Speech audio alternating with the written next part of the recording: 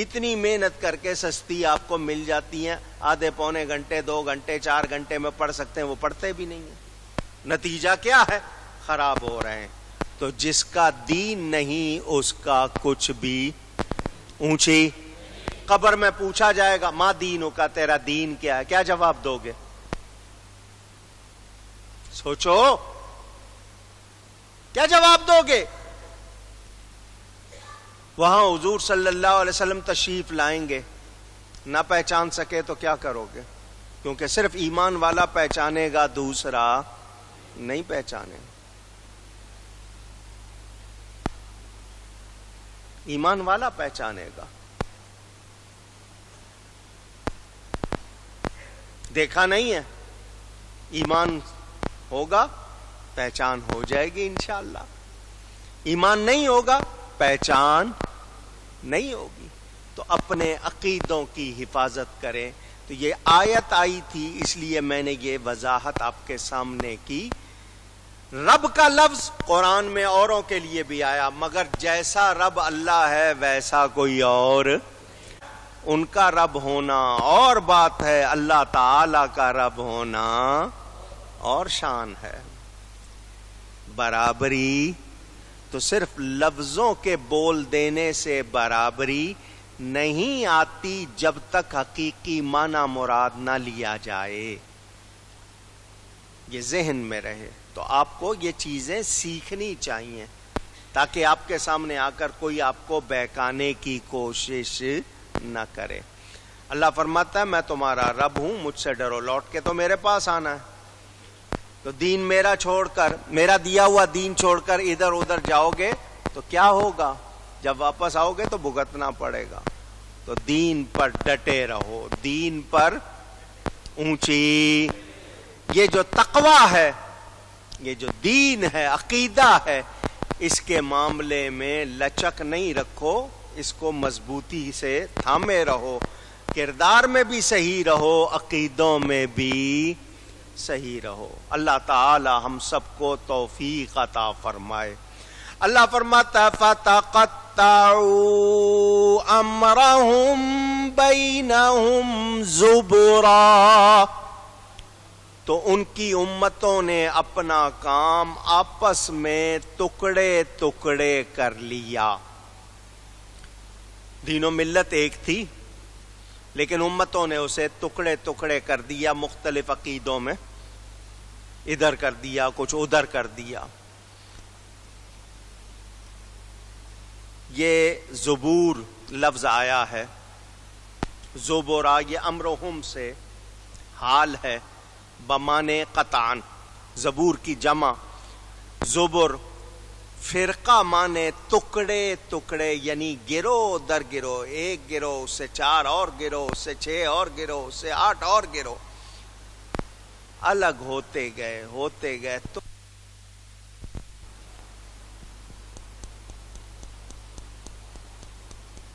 آ رہی ہے، ٹکڑے ٹکڑے ہوتے گئے، بٹتے چلے گئے۔ کل حزب بما لدیہم فرحون، ہر گروہ جو اس کے پاس ہے اس پر خوش ہے۔ دھیان سے سنو، یہ بڑی بات سمجھنے والی ہے۔ یہ جو جتنے جدا ہوئے نا، ٹکڑے ٹکڑے ہوئے، انہوں نے جو اپنے عقیدے بنا لیے، من گھڑت، من چاہے، جو دل میں آیا، جو عقیدے بنا لیے، اس پر یہ خوش ہیں کہ یہ جو کچھ یہ کہہ رہے ہیں وہی دین حق ہے، دوسرا نہیں۔ وہابی تحریک، محمد بن عبد الوہاب یہ شخص کا نام، نجدی، نجد کے علاقے عینیہ سے اٹھا تھا۔ حضور صلی اللہ علیہ وسلم کے پاس، بخاری شریف میں حدیث ہے، دھیان سے سن لیں، حضور کے پاس شام کے لوگ آئے، حضور ہمارے شام کے لیے دعا فرمائیں۔ حضور صلی اللہ علیہ وسلم نے دعا فرمائی، اللہم بارک لنا فی شامنا، اے اللہ ہمارے لیے برکت فرما ہمارے شام میں۔ یمن کے لوگ آئے، حضور ہمارے لیے دعا کیجئے، حضور نے دعا فرمائی، اللہم بارک لنا فی یمننا، اے اللہ ہمارے یمن میں ہمارے لیے برکت فرما. نجد کے لوگوں نے کہا حضور ہمارے لیے دعا کیجئے. حضور نے دعا نہیں فرمائی. حضور نے دعا نہیں فرمائی. میرے آقا کریم صلی اللہ علیہ وسلم نے دعا نہیں فرمائی، بلکہ کیا فرمایا؟ بخاری شریف میں ہے، توجہ سے سنیں. فرمایا ہناک الزلازل والفتن وبها یطلع قرن الشیطان. بخاری شریف میں نبی پاک صلی اللہ علیہ وسلم کا ارشاد. فرمایا وہاں سے زلزلے اٹھیں گے، فتنے اٹھیں گے، اور وہاں سے شیطان کا سینگ نکلے گا. کیا نکلے گا؟ کیا نکلے گا؟ مفسرین نے، شارحین نے یہ بتایا یہ جو محمد بن عبد الوہاب نجدی اس کی طرف اشارہ تھا، یہ شیطان کا سینگ نکلا. اس نے نبی پاک صلی اللہ علیہ وسلم کے روضے کو سب سے بڑا بت کہا. اس نے حضور صلی اللہ علیہ وسلم کی شان کا انکار کیا. اس نے وہ گندی باتیں کی مجھ سے منہ پر لائی نہیں جاتی.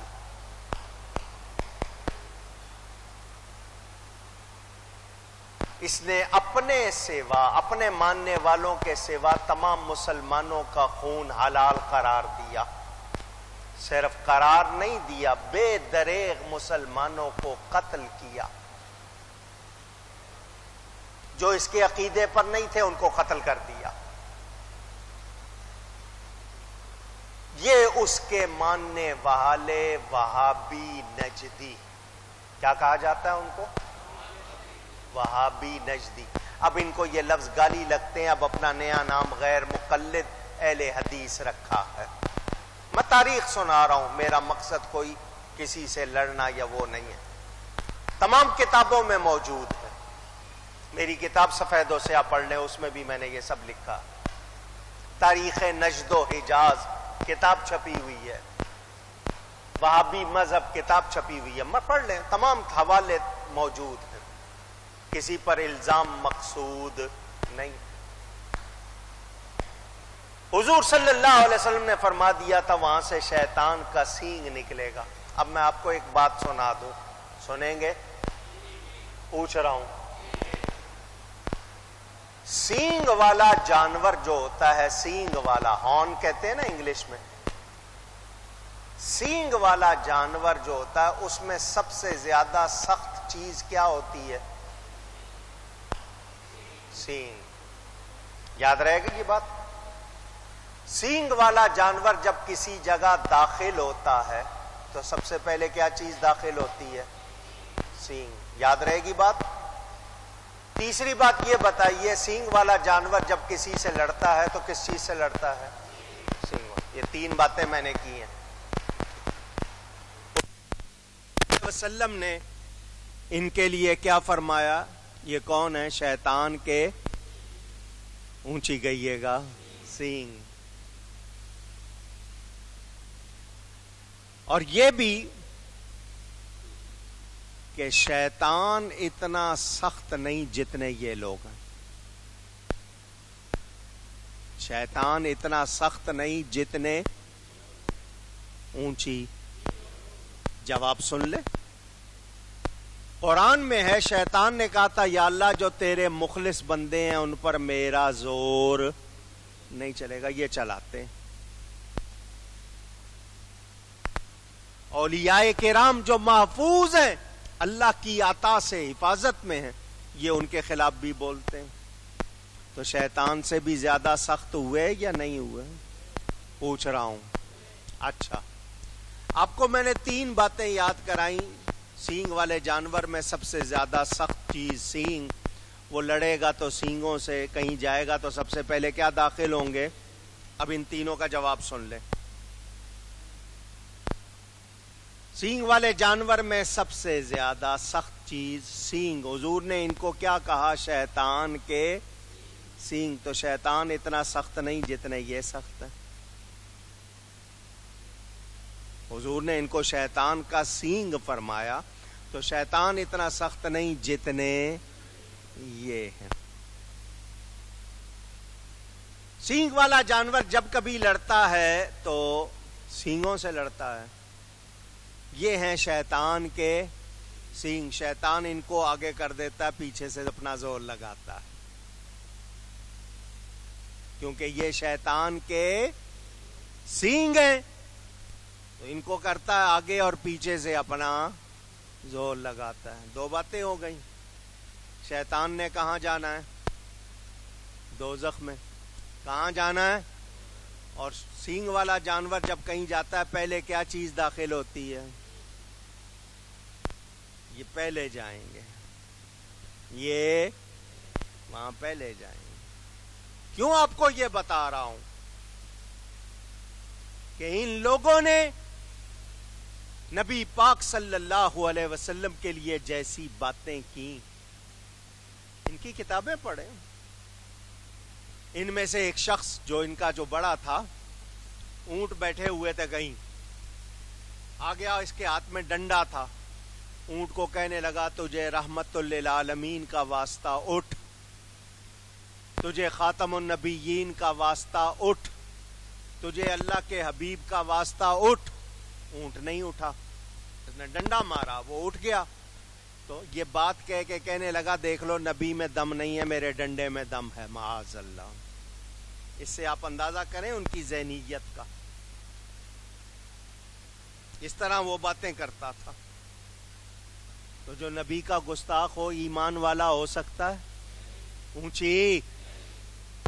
وہاں ایک سنی تھا، وہ بھی ایک اونٹ کے پاس چلا گیا، کہنے لگا تجھے اللہ کا واسطہ اٹھ، تجھے ارحم الراحمین کا واسطہ اٹھ، رب العالمین کا واسطہ اٹھ۔ اونٹ نہیں اٹھا، اس نے ڈنڈا مارا، اٹھ گیا، کہنے لگا کیا اب یہ کہے گا کہ اللہ میں بھی دم نہیں ہے، ڈنڈے میں دم ہے؟ کیسی مثال دی ہے تو نے، معاذ اللہ۔ تو ان کی کتابیں موجود، انہوں نے اپنے سوا سارے لوگوں کا، مسلمانوں کا خون حلال قرار دیا۔ یہ جو روزے گرائے گئے، مزارات ڈھائے گئے،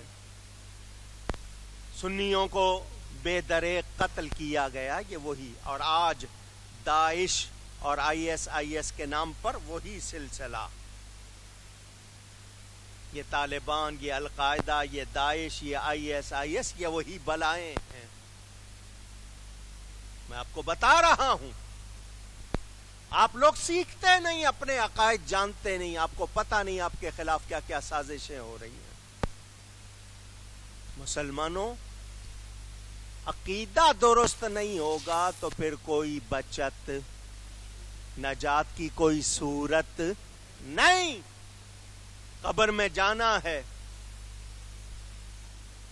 بولیں اگر ایمان نہ لے کر گئے تو کیا ہوگا؟ یہاں تو 4 دن کی زندگی ہے، اور وہاں نجات ہوگی تو صرف اور صرف ایمان پر ہوگی۔ مجھے اور آپ کو اس کا خیال ہونا چاہیے۔ اللہ تعالیٰ ارشاد فرماتا ہے فَتَقَطَّعُوا أَمْرَهُمْ بَيْنَهُمْ زُبُرًا، تو ان کی امتوں نے اپنا کام آپس میں ٹکڑے ٹکڑے کر لیا، جدا جدا ہو گئے۔ ان لوگوں نے فتنے اور مصیبتیں ڈال کر لوگوں کو جدا جدا کر دیا۔ کل حزب بما لدیہم فرحون، حزب گروہ کو کہتے ہیں، ہر گروہ جو اس کے پاس ہے اس پر خوش، سارے ہی مست ہیں، ہم صحیح ہیں، ہم صحیح ہیں، ہم صحیح۔ صحیح وہ ہوگا جس کو قرآن اور حدیث صحیح کہے گا۔ جو قرآن اور حدیث سے صحیح نہیں ہے وہ صحیح ہو سکتا، اونچی کہیے، نہیں۔ بھلے لاکھ دعوے کر لیں، جتنا مرضی چاہیں شور مچا لیں، قرآن حدیث سے ثابت نہیں ہے تو صحیح ہو سکتے۔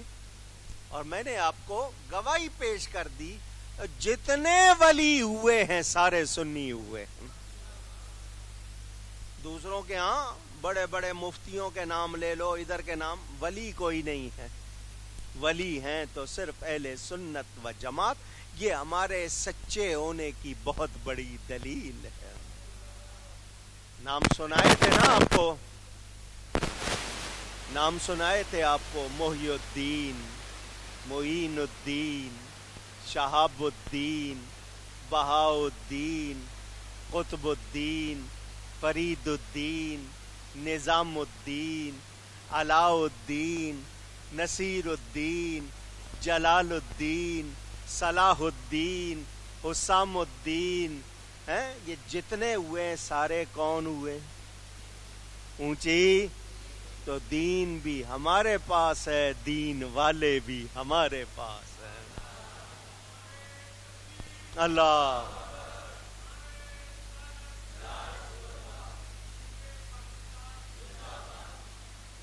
میں نے تو ابھی چند نام سنا، یہ پوری لسٹ سناؤں نا تو 2 گھنٹے لگ جائیں. تو چند بڑے بڑے نام سنائے آپ کو.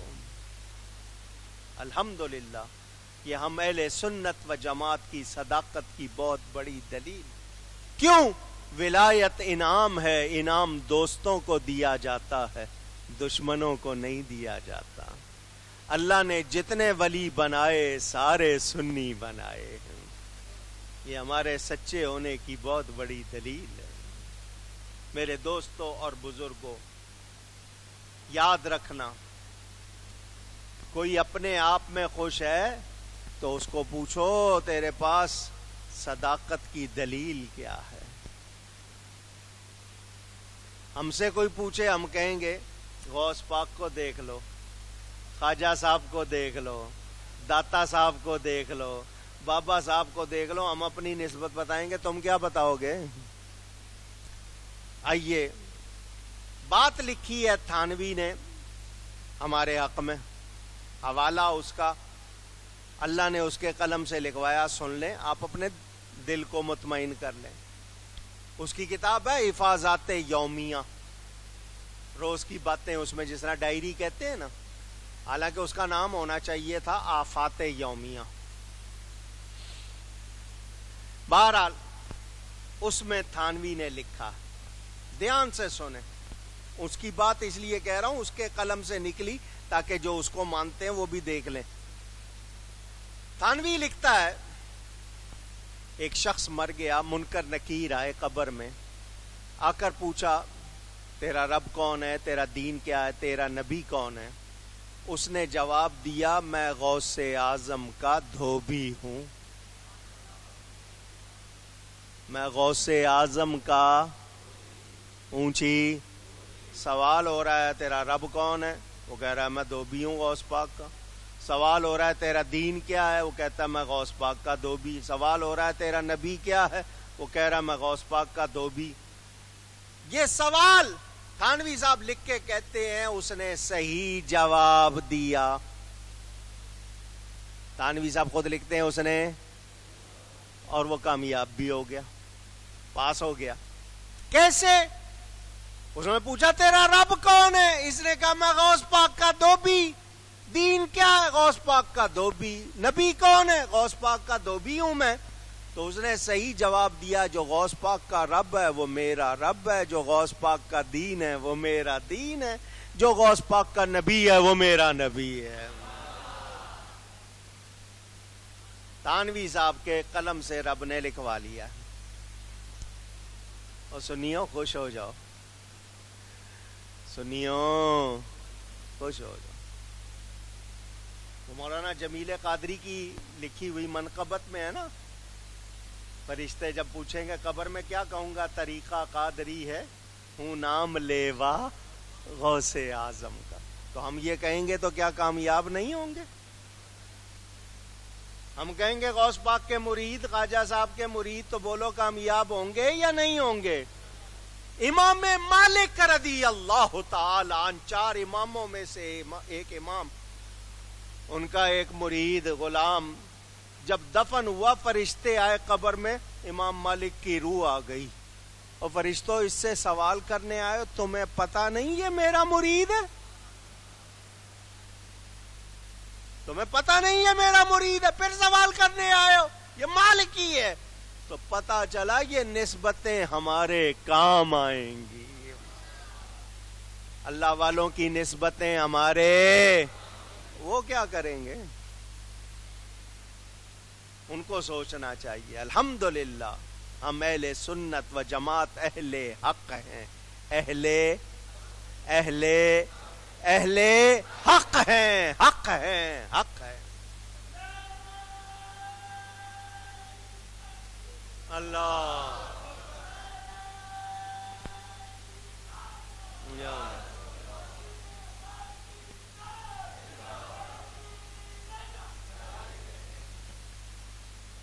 ہمارے استاد مکرم شیخ الاسلام والمسلمین شیخ القرآن حضرت مولانا غلام علی صاحب اشرفی اکاڑوی رحمۃ اللہ علیہ، آپ میں سے اکثر نے زیارت کی ہے، حضرت تشریف لاتے تھے یہاں۔ آخری مرتبہ جب آپ عمرے پر تشریف لے گئے تھے اس وقت یہ واقعہ ان کے ساتھ پیش آیا تھا، اور میں نے اشارہ کر دیا تھا، اس وقت جتنے لوگ تھے ان کو بتا دیا تھا۔ حضرت کو آخری سفر میں جاگتے ہوئے مسجد نبوی میں حضور کی زیارت ہوئی تھی۔ وہ کہتے ہیں میں فجر کے بعد سلام کر کے اپنے ٹھکانے پہ چلا گیا تھا، وہ کہتے ہیں مجھے نہیں پتا، میں نے تھوڑی دیر کے بعد اپنے آپ کو منبر رسول کے پاس کھڑا ہوا پایا۔ کیسے پہنچا ہوں؟ کہتے ہیں مجھے یاد نہیں، مجھے پتا نہیں۔ میں نے دیکھا سامنے رسول اللہ صلی اللہ علیہ وسلم تشریف فرما ہے، ان کی بات ہوئی، اس میں انہوں نے ایک سوال حضور سے یہ پوچھا تھا جس کے سنانے کے لیے بات کی ہے۔ قرآن شریف میرے سامنے رکھا ہوا ہے، جمعے کا دن ہے، مسجد میں ہوں، ذمہ داری سے حضرت نے حضور صلی اللہ علیہ وسلم سے پوچھا ہم حق پر ہیں؟ اپنے بارے میں پوچھا، ہم حق پر ہے؟ حضور نے فرمایا تم حق پر ہو۔ اللہ یا رسول،